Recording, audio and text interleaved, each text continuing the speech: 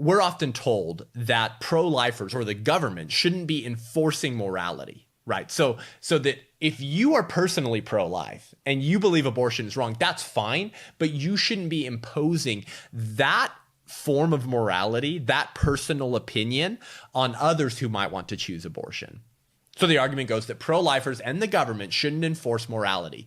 And if Christians or religious people want to be pro-life, fine, but don't impose your morals on me. This is an argument from relativism. This is an argument that assumes that when it comes to moral issues like abortion, there is no objective truths. Everything is merely subjective, personal feeling, contrived based off of what I feel and think. There is no objective moral code that we're all beholden to. It's merely your truth. But there is no such thing as your truth. There is the truth, and then there's your opinion. But it's interesting that they tell us not to impose our moral beliefs on others. I have an interesting question. Here's a question you can ask your pro-choice friend.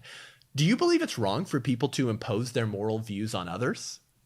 And they're going to say, yes, stop imposing your moral pro-life belief on me. Interesting. Then why are you imposing your moral view that we shouldn't impose moral views on me? I thought we weren't supposed to do that.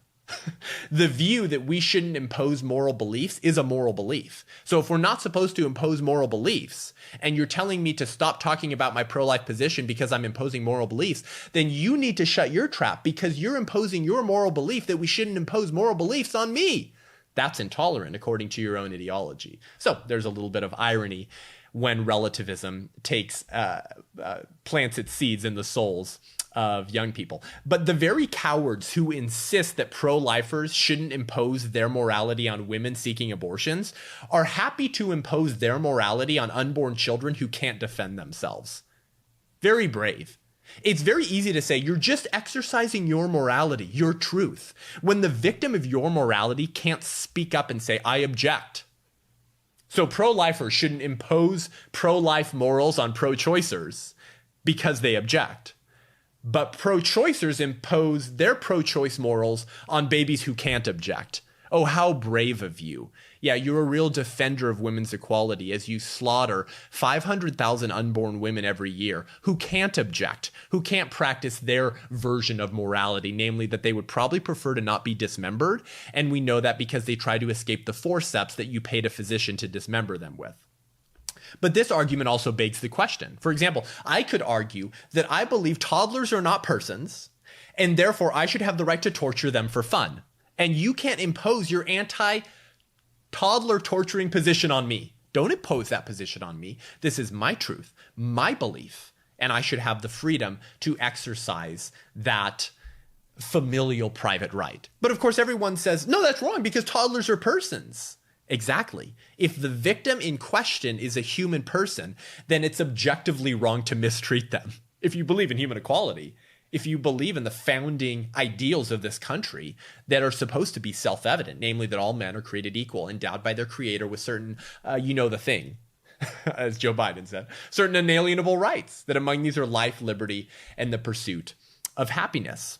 And if you don't believe in the right to life, you don't have any other right. So if you believe in that, then of course you're going to oppose my ridiculous contrived position in this thought experiment that I should be able to torture toddlers for fun because that's my personal moral belief. Everyone understands that that's objectively wrong because the victim in question is a human person with equal rights. So what is the unborn? Are they an equal person with human rights, or are they merely a blob of tissue? The pro-choice movement will not answer that question. So they once again have begged the question in the course of their rhetoric. But when they say we shouldn't legislate or enforce morality, that's a completely inconsistent position that they're only using to attack pro-lifers. Here's what I mean by that. We legislate and enforce morality all of the time. We have laws against drunk driving. We have laws against spousal abuse. We have laws against arson, and we have laws against theft. Why? Because we're enforcing morality, particularly because when you break those laws, you're endangering the life, liberty, and pursuit of happiness of others who shouldn't be the consequences of your botched moral compass. So the question is not about enforcing morality, but about whether it's a moral code that is justified to enforce. And we certainly believe that protecting the lives of babies from being killed is a law that's justified to enforce. But if that baby's in the womb, then the pro-choice movement says, no, we shouldn't legislate that morality. Stop imposing your own moral views on me. Kill more babies in the womb. Furthermore, the pro-life position is not, strictly speaking, a religious one.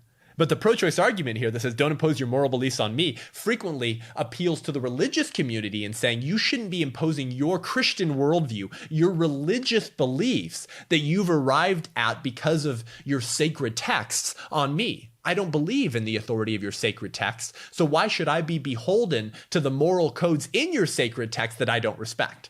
That's their argument. But the pro-life position is not, strictly speaking, religious. The pro-life position simply says it's wrong to intentionally kill innocent human beings without proper justification. Abortion does that, intentionally kills an innocent human being without proper justification. Therefore, abortion is always morally wrong. That's our case. That's our position. I'm not making an appeal to a religion or to a sacred text, but they castigate religious individuals as some type of religious fundamentalists who want some type of theistic state where the government is enforcing biblical principles. No, we're simply saying it's wrong to intentionally kill innocent human beings without proper justification, and abortion does that.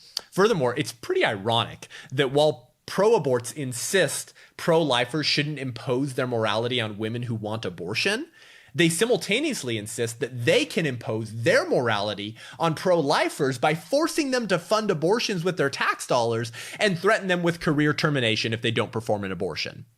Because those in the pro-abortion movement have time and again tried to sue or threaten with career termination pro-life OBGYNs and nurses who have moral or religious objections to abortion. So they're happy to impose their moral beliefs on us by forcing us to fund Planned Parenthood at the tune of $500 million a year and coerce pro-life healthcare professionals into performing abortions while insisting that pro-lifers shouldn't impose their moral beliefs on women seeking abortion. Once again, radically inconsistent and cynical.